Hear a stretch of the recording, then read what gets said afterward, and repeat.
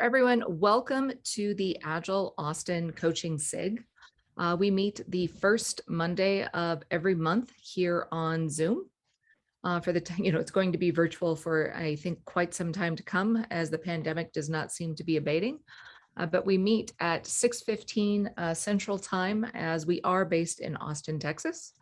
We'll come online about 6:30, and then we'll have a speaker, and then we'll get you out at 7:45. So this is our mission. We want to connect people and foster professional growth through collaborative events that educate our community on uncovering better ways to deliver value through Agile principles, values, and practices. So we are a 501c6, a nonprofit, and you can see lots of our fun activities over there on the right. Our platinum sponsor is Agile Velocity, and we could not do the work that we do without them. They've been our platinum sponsor for years, and we're extraordinarily grateful for their work. We also have several different gold, silver, and bronze level sponsors. So if you ever run into any of these people, please make certain and thank them for their continued support of Agile Austin. Agile Austin is lucky to have so many different meetup groups. I think we have a total of 7 right here. So what you see here is pretty much the cream of the crop. We have everything from DevOps to leaders to Agile at Scale to Lean Kanban to a book club to Scrum Master group. But you happen to be attending the Agile Austin coaching group here tonight. So I'm Erin, and Brittany is on vacation this month, so she will not be joining us, but normally the two of us do this work together. We're both Agile coaches. We've done a lot of work in the community, and we're really happy to be here and be of service to you all. Our mission for this group is to create a learning experience that allows Agilists to connect with one another, to build the Agile community, and to ultimately help Agilists improve their coaching skills. And on that note, we're actually going to be focusing more on facilitation tonight, which is part of the Agile coaching competency framework. So I already mentioned we meet here the first Monday of every month at 6:15 Central. We meet via Zoom, and one day we hope to go back to in-person meeting at USHIP in Austin, Texas. So upcoming meetups, we will be moving our September meetup back by 1 week to allow for the Labor Day holiday here in the US. And that will be with Lisa Bradburn. She's an enterprise Agile coach out of Canada, and she's going to be talking about developing your coaching presence. Lisa does a lot of work over on Medium and LinkedIn as well. She's also a Gestalt therapist in training. Plus, I just like saying Gestalt, so I got to work that in there. And in October, Damon Poole is going to be coming, and he's got an advanced coaching topic that I hope to have fleshed out a little bit more the next time I show this slide. But tonight, this is one I've been looking forward to for several months now. This is with Rebecca Colwell, and she's the founder and the director of 10directions.com. Tonight, she's going to be talking about weaving alignment, where inner meets outer. And I'm trying to admit that person right there. But Rebecca is one of the best facilitators that I have ever had the pleasure of witnessing work. I've seen her move groups, in ways that they didn't know that they could be moved, and do so in a way that, frankly, was a marvel to watch. And so when I asked her, about coming here and speaking to this group, she very kindly said yes. And I couldn't be happier to have her here tonight. So with that, Rebecca, I'm going to turn things over to you so you can take the stage. Thank you. Thank you so much. Wow. Thank you, Erin. I'm really, really delighted that you asked, that we have this opportunity to connect again. And anytime I'm with you, I'm so energized. I feel your leadership. I know people are here in part because of the energy that you bring forward and how you help amplify that in other people. So it's really a gift when we have chances like this meetup and the coaching circles, to be able to come together and do some learning together, to share practices, kind of test our muscles a little bit so that we can go back into our client organizations and really help advance the cause and really be carrying forward our values and principles and having the impact that we want. And just hearing that preview of who's coming and thinking about coaching presence as an example is just the, how all these skills and capacities tend to amplify the other skills and capacities that we have. And I'm in a little bit of a segue because I'm coming from a facilitative leadership perspective. My work is largely in the domain of becoming a facilitative leader, someone who can work across groups of various sizes and scales, who can work with the dynamics of one to many, being a person, helping a group, helping support a group where there may be many different perspectives, different roles, hierarchy, power structures, different functions represented. How do you work with the diversity of that in a really effective way that, again, also brings everyone's gifts forward? Like, how do you actually do that really skillfully? And I have to say, it's not too different than coaching, and it's a world of difference from coaching. And I'm actually trained in both domains. I'm also a certified integral coach and have been coaching for a long time, as well as being a consultant and a facilitative leader, largely, and also a facilitator, designated role as the facilitator. So I hope that in the next, we have about an hour together to play a little bit and practice a little bit. I hope that there's some things from this that you can take away immediately and build on top of your existing skills and awarenesses and practices that can help grow you at an edge that's meaningful to you in whatever leadership you're providing, whatever gigs you're in right now, whatever initiatives that you're helping with or starting to create, and bring more of yourself forward into that role so that you can create the impact that you want. So it's a short amount of time, but I think it's just the right scale for us to orient around a couple of really important principles from this orientation of facilitative leadership that can make a big difference to you in your role as a coach, but also as your role as a contributor in other ways. So does that sound like the kind of way you'd want to spend the next hour? You may be just really, okay, good. Repeat. You just come, whoever's here, but maybe you're here also because it's interesting. This particular topic is of interest to you. So that would be great too. We can help with that. So super. So one of the things I would love you to be ready for is that we are going to do a little bit of practice together. And that means small groups. I'm going to provide some instructions and a little bit of context and support, but are you willing to do a little bit of practice? Yeah, a little experimentation. Oh. Okay, great. Awesome. Yeah, Erin said you were really good learners, so that's great. So for me, just to set the context, I think this idea, it was so interesting to me. Noticing what's happening moment by moment is something we practice a lot, of what's actually present and what's the context that we're in. And I might just invite you right now, if you could bring your awareness to what's happening in this moment. Just what are you noticing? Is a little, you don't need to disclose it, but what's available for you to notice right now? Awareness. I see faces on a screen.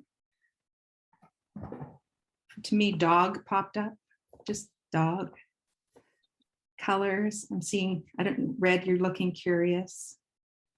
And there's a happy doggy on my screen, nice. Noticing colors, different contexts, ring shapes. It's fairly quiet. I'm seeing body language. So there's a lot. I'm also noticing on my side of the screen, I'll claim this as my private territory, even though you can see it. I notice a little bit of air current behind me, which I'm grateful for. The room's not too stuffy. There's a little bit of freshness of air circulating.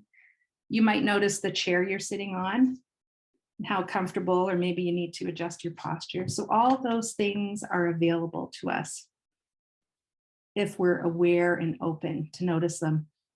And that's part of this notion that Erin shared a few minutes ago, which is our leading edge in some ways is really noticing what's available on the inside to us in our awareness, not only what's on the outside that we're looking at. So what can I open myself to and be aware of? And this is this leading edge between our desire to have transformative change and impact in our systems, in our organizations, across teams, across divisions, across organizational boundaries. All the world of plans and strategies and structures and technology and interfaces, all of that is also dependent on all of who I am and what I'm available to notice and to orient around and to pick up and to work with, to deploy it in service of what we are intending, whatever that is, whether it's a plan or a strategy.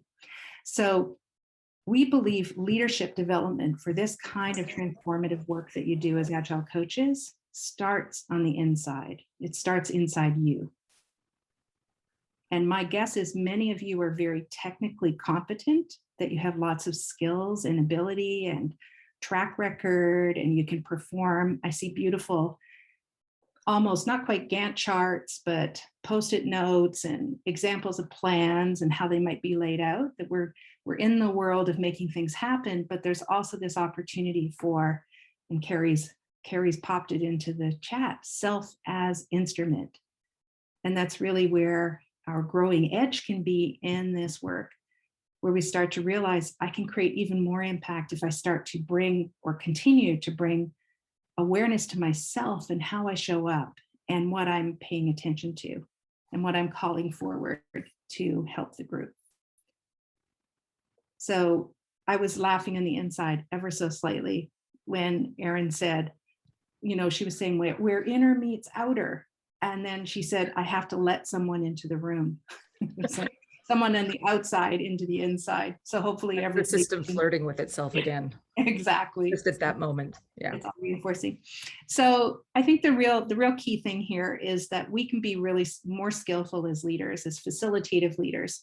If we pay attention to our own self as instrument, that's probably obvious to you already.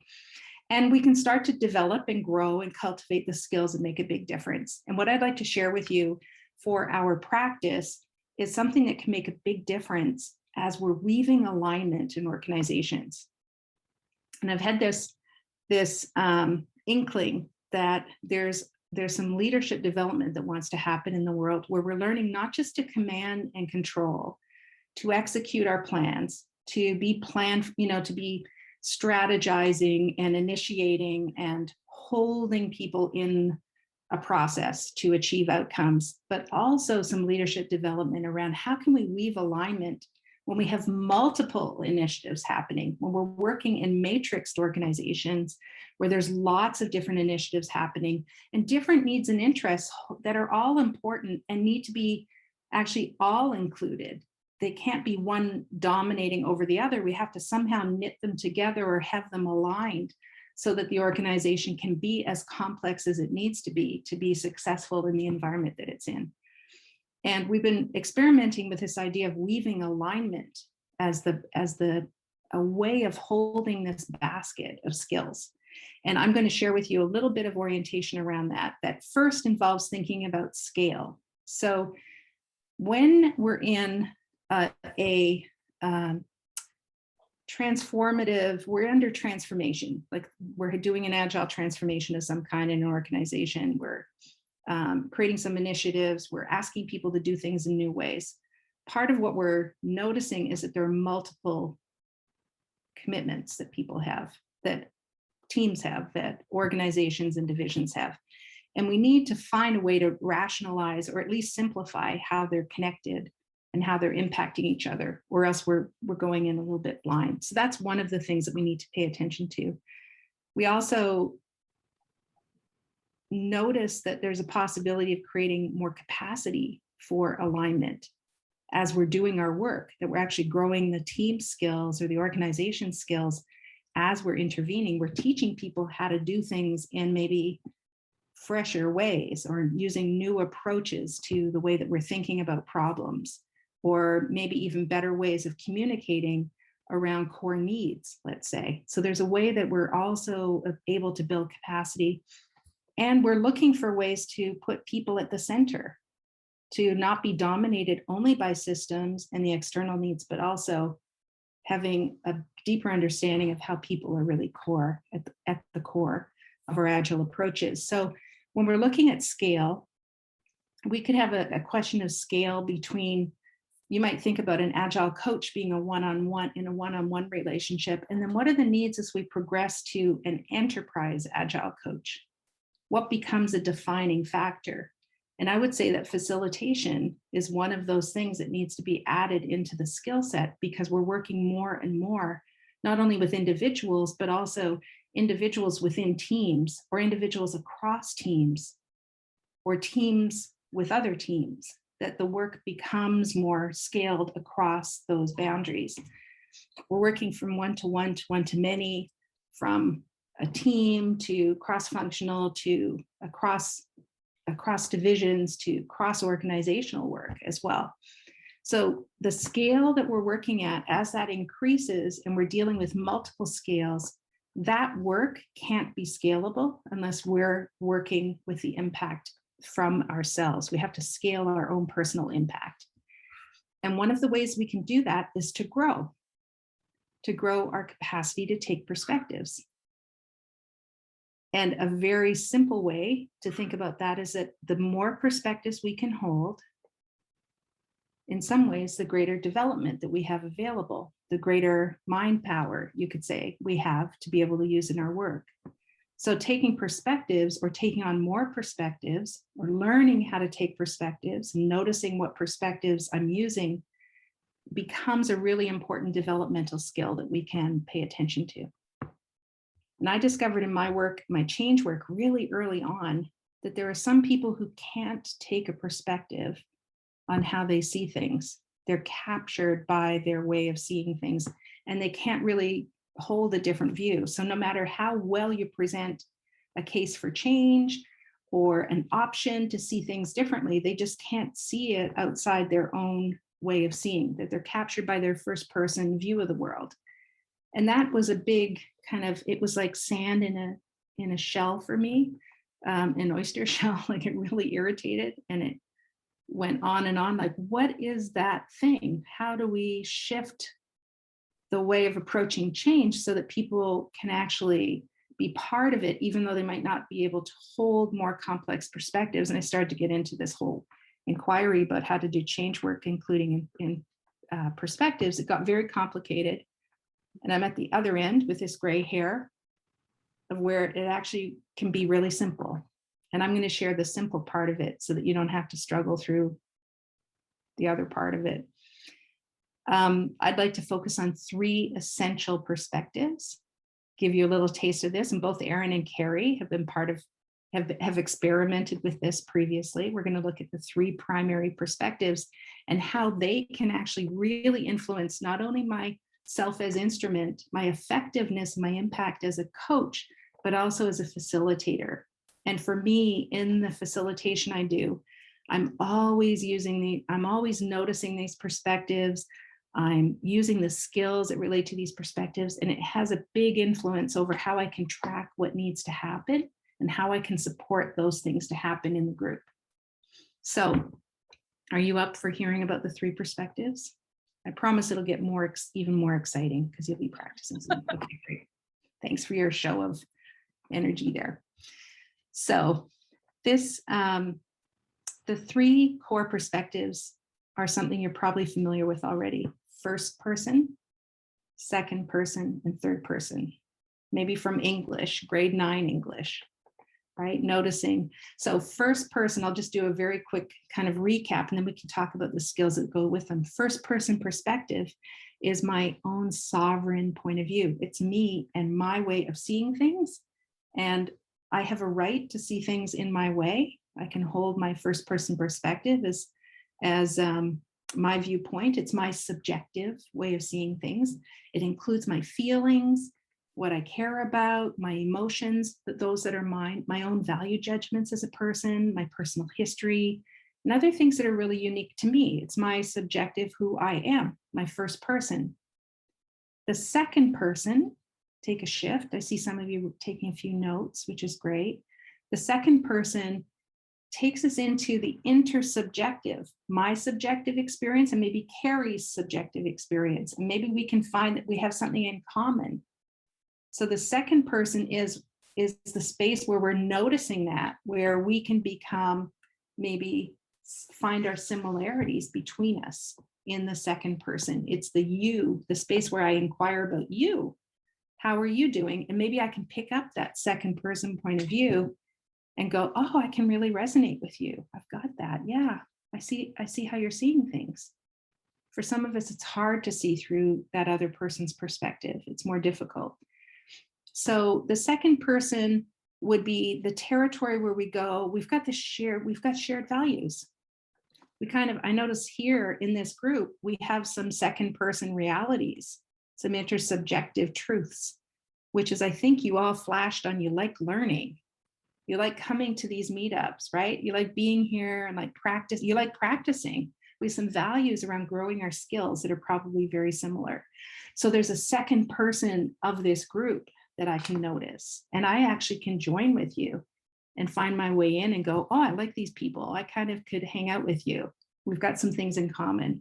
So there's a subjective, intersubjective feeling of like, oh, that's what it's like here. And I can kind of feel that culture of who you are when you come together. And in some ways we could say that's the we of this group. That's what defines you. It's those shared things, those things you have in common, the things that turn you on or that you don't like or that you avoid because you don't really want to go there. All those things that are about you and what's mutual for all of us.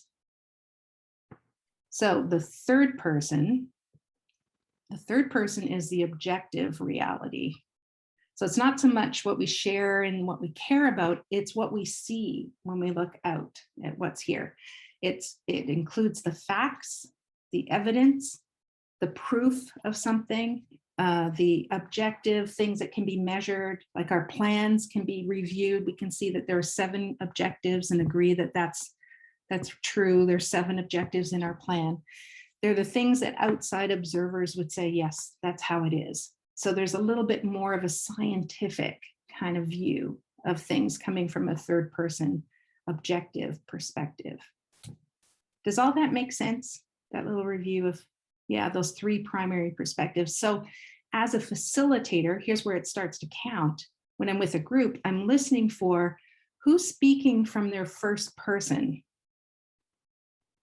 And is it trustable? Do I believe what they're saying is actually their first person, or are they maybe lining up around what they think is the right thing to say because the boss is in the room and they're maybe not being authentic?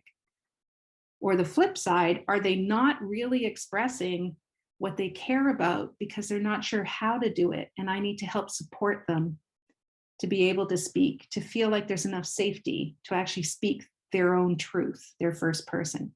So that's one way I kind of tune in. In second person, I'm listening for, oh my gosh, is this team ever going to gel? Are they ever going to start listening to each other? They just seem like a bunch of experts that keep talking data over each other's heads, but no one's actually just like coming into the group and going, hey, what are we going to do?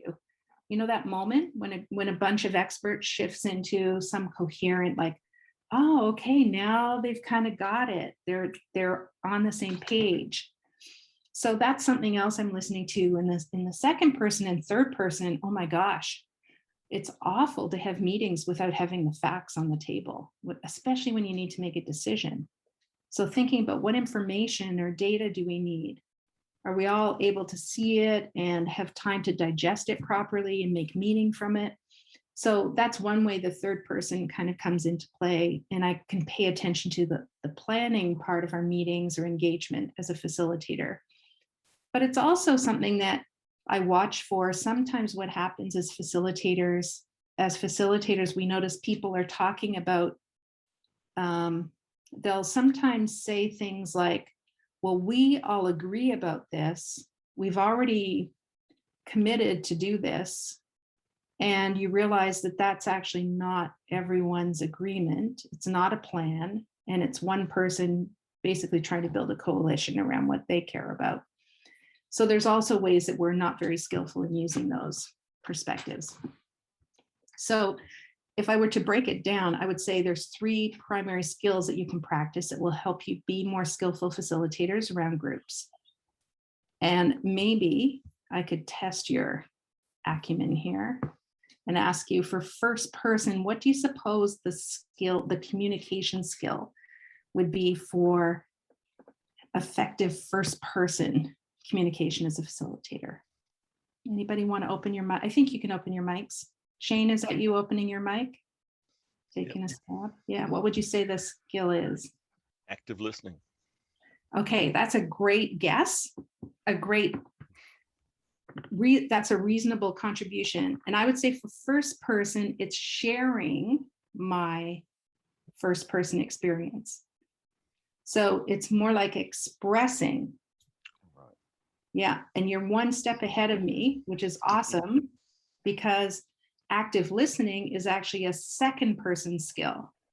The listening is what happens when I start to understand you and connect with your subjective experience. So that's the skill of the second person. So very good. We've got 2 skills now. First person expressing, second person active listening. Third person is anybody else? What are you doing to get a third person perspective on things?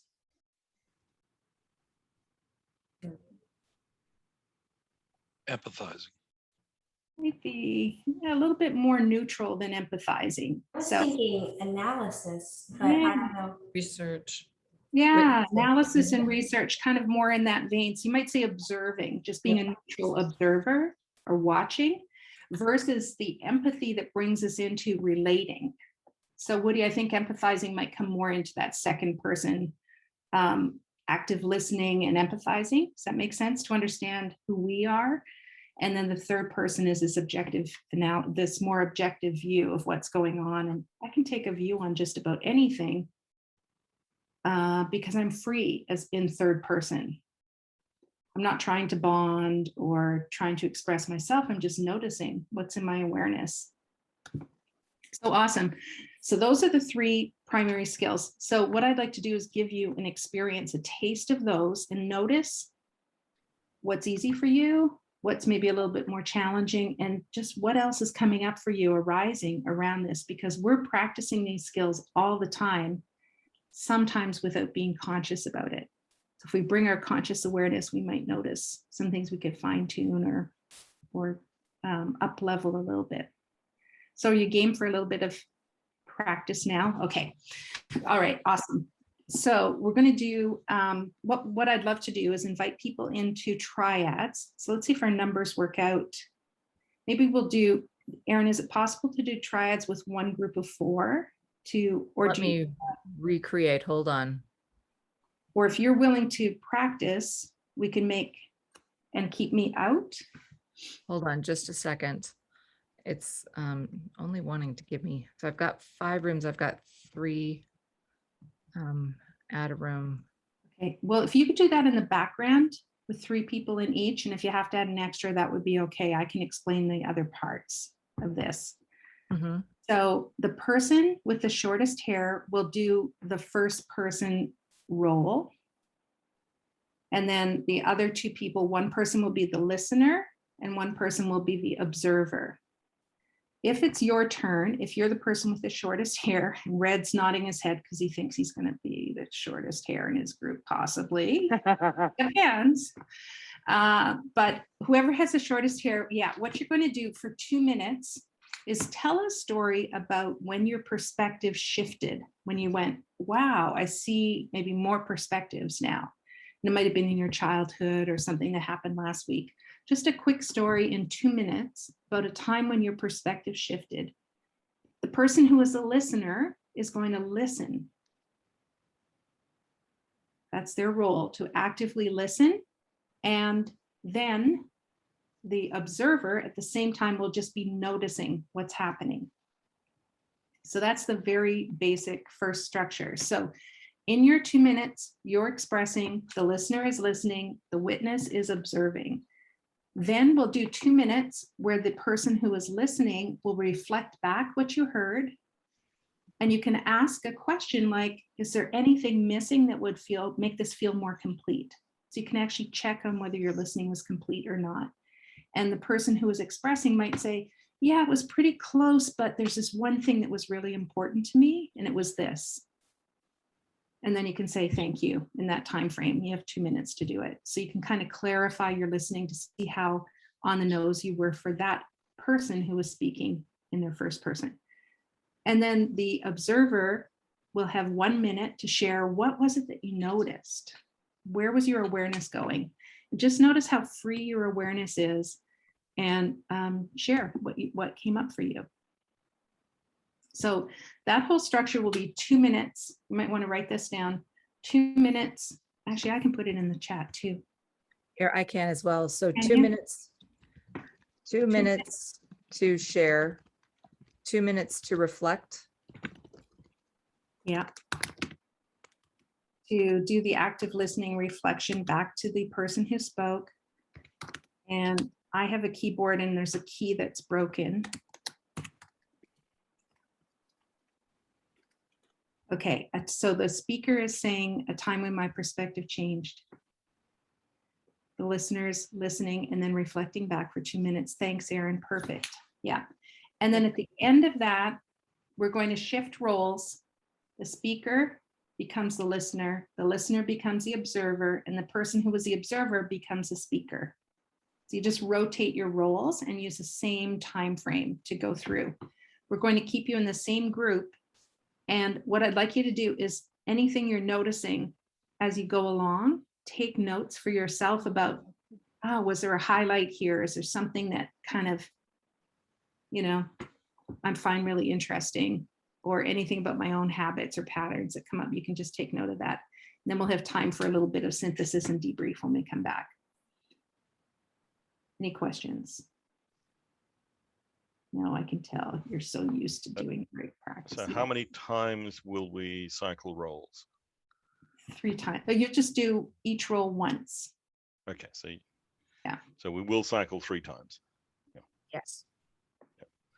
Yes. So Rebecca, I have one room with 2 people in it. So I'm wondering if you would like to play in and you can go between rooms just to kind of help there. Or would you prefer to stay on this side and I will play in, and I will hope that nothing happens to the breakout rooms? Yeah. I think I should go in, but I won't change rooms, Erin. So you can stay here. And if anybody needs the admittance or whatever, you can handle the hosting role. Okay. That's fine. Yeah. Okay. So is everyone clear on what is going to happen? Are we all good? Because I'm about to open the rooms, and I will keep time on this side in terms of when you should rotate positions. Okay. So I'll give warnings about every 5 or 6 minutes. Okay. All right, everyone. All right. Thanks, Erin. Here we go. How fun is this? Okay, great. Enjoy your group. Awesome. Screaming. That was a quick comeback, wasn't it? It was. Yeah, thanks. I'm just going to say I had the best time in the experiment, and it was really great to be in a group. Sometimes I don't do that. So thanks, Sid, and thanks, Lonnie. Anybody want to just wave appreciation to your group because you didn't have time? Right? Notice? Yeah. Thanks, Shane. Yeah, it's really nice. That was a great point to leave on. Yeah. So notice, just notice in your self system right now, just any appreciation that you feel for the other people who shared their stories, who revealed or maybe shared some vulnerability or just something personal about themselves that you might not otherwise hear. Usually there's a little bit of intimacy that happens in this kind of experience that's rare, and we should treasure it. That's where real connection happens. So notice if you're feeling that. Notice if there's any edge in you about sharing, about, wow, I kind of exposed myself. I didn't intend to tell that story about my mother, which is what I happen to share spontaneously.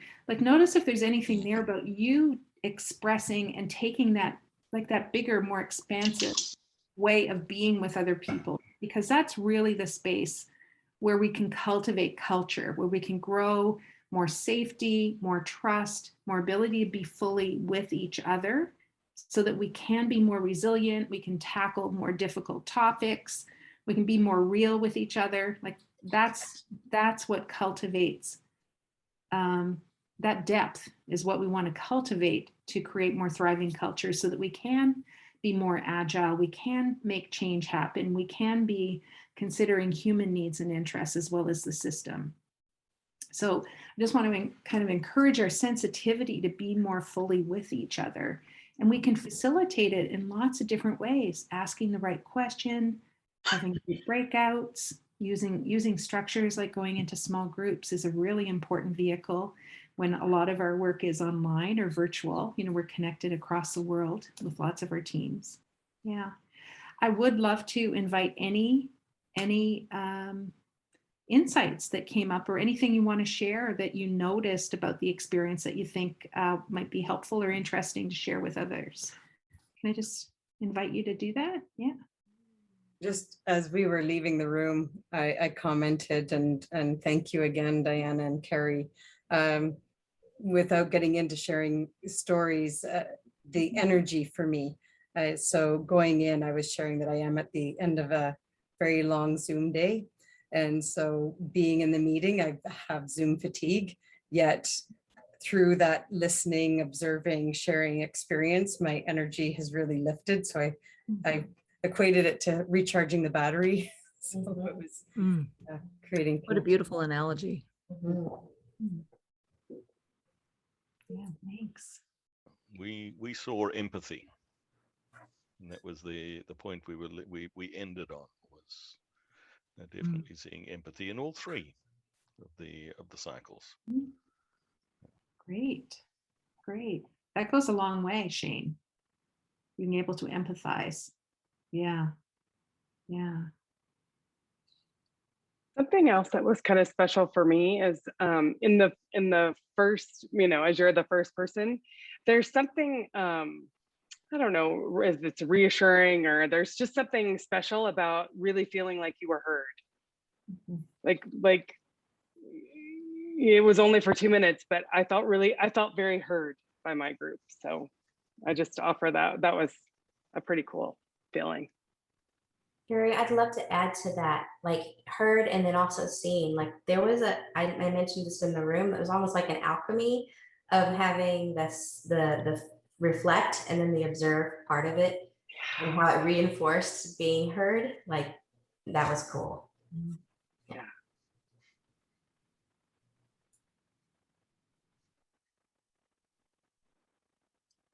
I was going to speak to kind of the one that I actually found most difficult, which was the third person. I think I leaned so much into second person and wanting to like empathize and just like find those similarities. That just to like watch and be that neutral observer, I had to keep being like, okay, let me get back. Wait, okay, I'm moving over. Let me get back. But it was cool to see as we started going through the rounds, just like all the things that can be picked up through focusing on that third person, being that third person observer. So it's very, very interesting. Yeah, it's great. That's a great observation, Lonnie, to notice, not only to notice where your preferences are, like you're drawn in, which is great. I mean, that's wonderful. But to notice when you make that shift, that you actually can catch yourself and go, oh, I'm in a second person move here. I'm leaning in. Maybe I can be more objective. And you're taking a perspective on your perspective in that moment. So that sign, you can work more consciously with how you're using your awareness in service of a group. And sometimes we get captured by a story and we're not noticing that half the group hasn't spoken yet, and that we haven't included some minority voices that need to be in the conversation. There's ways that we get captured by our habits, and then we're missing the opportunity to have a more inclusive or a more full conversation. Or maybe we're not picking up on the subject matter that we really need to be in because I'm enjoying some aspect of like I find I do that sometimes. I just love, like I enjoy something and then I forget about other details, like reading the messages that come to me in the chat, for example. Yeah, like Erin, I'm just noticing your question, Erin, how do we use your awareness in service of the group? Actually, that was your question. I was just repeating it back. That's Share it again. such a great question. It resonates so well. Yeah. Yes, it was such a great question. She's Yeah. reflecting and using her active listening skills. Right on. Yeah, for sure. And when we don't, when are we captured by something? Like sometimes it's my own point of view. Have you noticed that? Where you're maybe projecting a little judgment on where the group should be or what they're talking about or not talking about. And I'm not really attending to what they're saying or what the feeling quality is, because I have an idea about what needs to be said or what the decision should be or where I think they should end up. So I'm not really present to what's actually being said. If I can't pick up on those nuances and then be curious about them and maybe invite a deeper, let's drop into this question that no one's talking about. I'm missing, where I'm at the surface level. I can't really go into something deeper where maybe some of the more hidden dynamics of the group could be freed up, liberated, and we could get further together because we're dealing with stuff that's under the surface a little bit. I'm hearing so much about self-management there Mhm. as a really great facilitator. Such a great skill. Yeah. So, yeah, are there any other questions or observations or takeaways that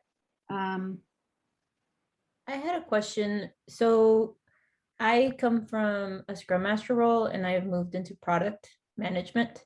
So I'm not so much the neutral, not holding the neutral space anymore, which has been somewhat difficult for me.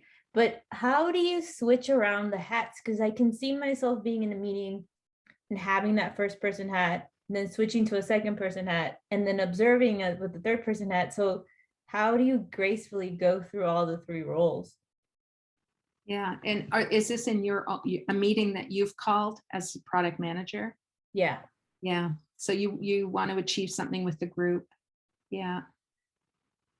Yeah, so I've had meetings where, maybe we're discussing a certain product that might be new. So I'm still trying to dig into the problem space. So I have my ideas of what I've read and seen, but I also want to hear their ideas and I want to see how they interact together when they talk about it, because I feel like there's a lot of rich data there. But sometimes I have difficulty switching those hats around and not feeling like I need to lead the conversation at all points. Yeah. So I think there's a couple of things in your question. One, Diana, is being really clear about your intention. What are you there to do? And what have you designed so that you can achieve that? So the conversation itself probably has a beginning and a middle and an end where you want the group to be.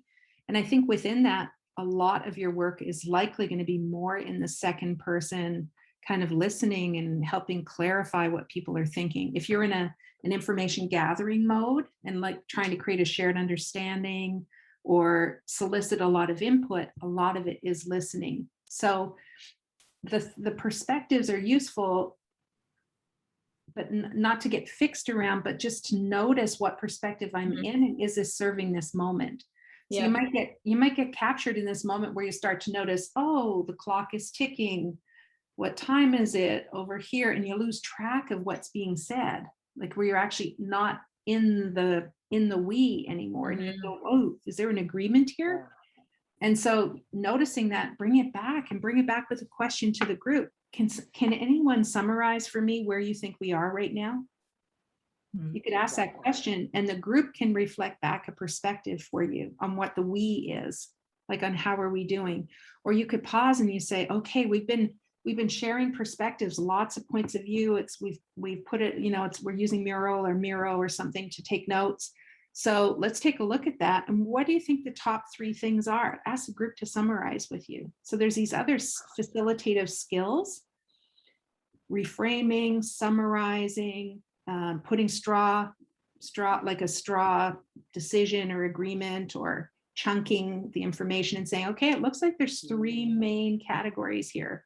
What do you think, folks? Is this where we've landed? If the we is really important, if it's a group, like a more of a coherent group perspective. So using questions then becomes part of your toolkit too, not only noticing the perspective that you're looking through, but those skills to engage people can be really helpful. Yeah. Can I add one more thing? Yeah. Diana, if I could, I'm going to challenge you to stop thinking that you need to do this gracefully, especially at the very beginning. Allow yourself to, learn and go through and just be transparent. Say, hey, I'm trying to learn a new skill here. Gracefully is overrated. You'll get there. Other questions that are coming forth.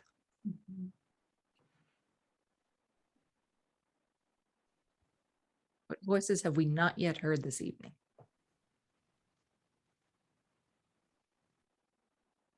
Mine piggybacks off that a little bit, where I was imagining cycling through those three. And is that okay? Or do you kind of want to land more on one, like the advice that was just given, or the perspective that was just given, that maybe she would be in active listening most of the time, but is it okay to kind of cycle through based on the need?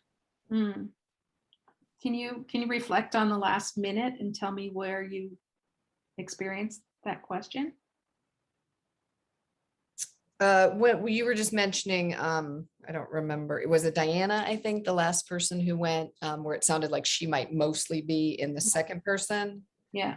but not, I guess I'm wondering, you know what I've noticed about myself? It's funny, I'm a designer by trade, and yet I want concrete answers, which is kind of contradictory, where I was imagining like going through those three and feeling like I wouldn't want to cycle through too much, because that would be too confusing. Too confusing. I know. So can you tell me what perspective you've just used to share that? It's so cool. Thank you so much. First, thank you for speaking up and for sharing what you've just done. Have you been in one of those perspectives primarily in the last? Probably first person. Right on. Yeah, you're sharing your perspective. You're sharing what you're curious about. You're kind of sharing a little bit that creates a we, because you're saying we had a shared experience of Diana's questions, like we were doing this together, but you're mostly in your first person, which is so awesome, because now we've heard your voice. I've got an idea about what you're curious about and how, you're engaging with your questions. You're a designer, but you want concrete, you're even sharing how you think about yourself. Like, that's so awesome. That's great. And just notice the next minute, like right now, you're probably listening and reflecting like, oh, is there something she's saying that's useful to me? Or is there anything new here? Or did she actually hear what my real question was?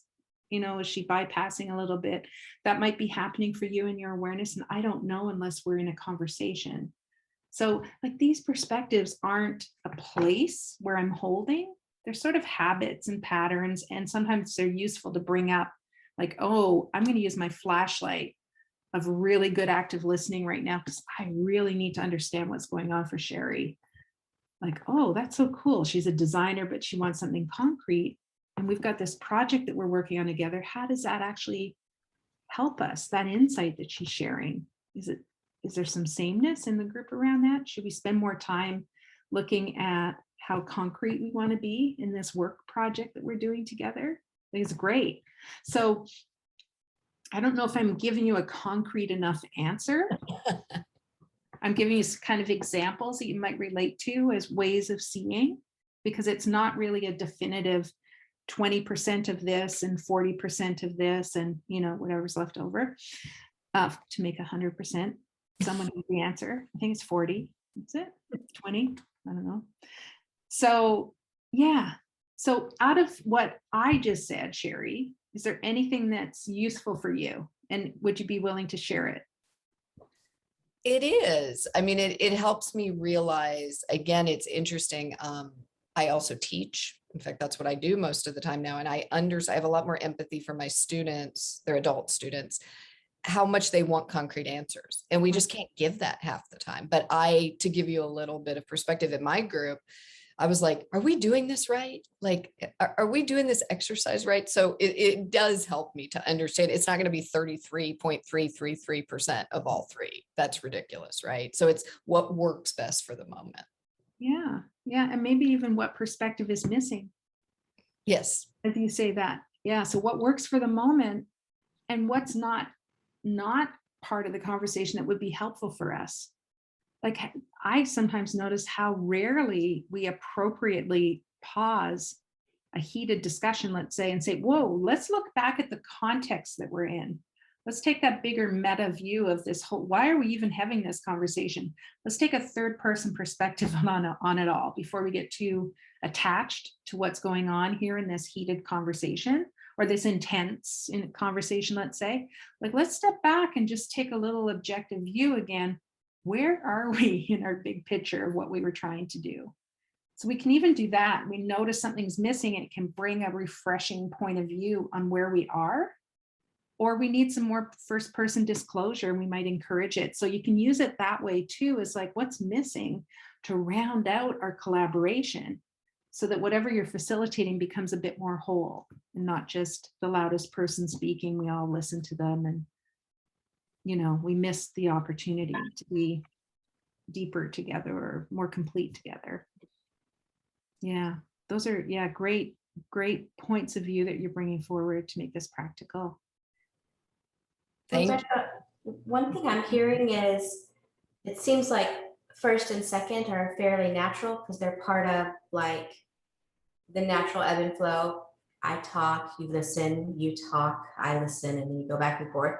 But it's noticing where you are and then bringing in that harder third perspective as needed to facilitate the group through what they need to get to. That's what I was taking away from what you were just saying about how it's sort of a natural ebb and flow between the things. You may not even notice which one you're in, but then just the skill is to stop and notice and decide if it's the right place for the energy and where the group needs to go. Yeah, yeah. Absolutely. Sometimes a shorthand way of saying it is like, I'm here in service of the intention of the group, like the reason for the collaboration or the group that I'm facilitating. What's the reason that we're having this meeting? What's the intention? Yeah. I'm here to help make it easy for the group to achieve that intention. And moment by moment, I could say, how can I best serve the group to achieve the intention? Right now, what does it need? Does it need a little dose of listening? Then I might ask a question and slow people down and say, Sid, would you be willing to repeat what Diana just asked? Mm-hmm. You know, or could you let us know what the last two of the important things that have just been brought up by your colleagues, to summarize. So you can invite people to take a perspective on something that's going to help us achieve our intention if it's missing. So you're right on. It's like what's available in the moment. And similar to what you're saying, Sherry, it's more like what's going to serve right now versus a formula that I'm trying to work with. And there's skills, basically there's some skills here. Am I listening enough? I've been doing a lot of talking. Oops, I better be quiet. What am I trying to achieve? Yeah. Am I here to teach, which maybe I am using my voice more? Or am I here to facilitate people sharing their perspectives on an issue so we can come to an agreement together? What serves? Yeah.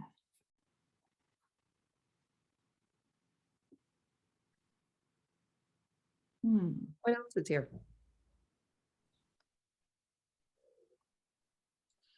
One thing I was thinking, Rebecca, that we often get told, especially with facilitating, is it's good to have like two people, especially for larger groups.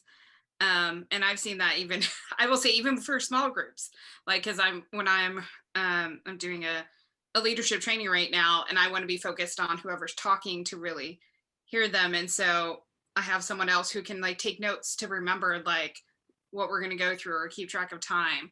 And like, that's helped so that I can really be that active listening for that person in the moment. Mm-hmm. And then someone else helping take the notes and all of that.